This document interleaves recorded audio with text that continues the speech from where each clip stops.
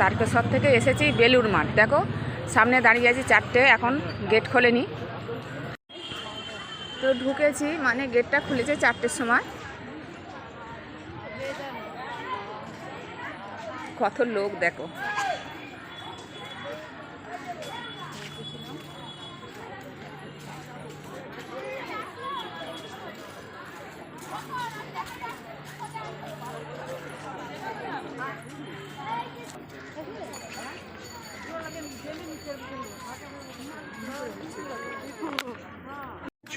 মন্দিরে ঢুকবো। জুতা রাখুন, অন্যথায় জুতা হারাতে পারেন। মঠ প্রাঙ্গণ পরিষ্কার। মন্দিরে প্রবেশ করবো।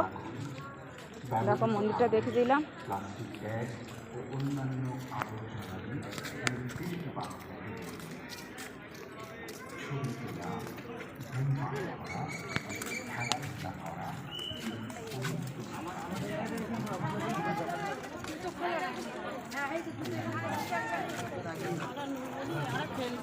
ক্যামেরা করতে দেবে না?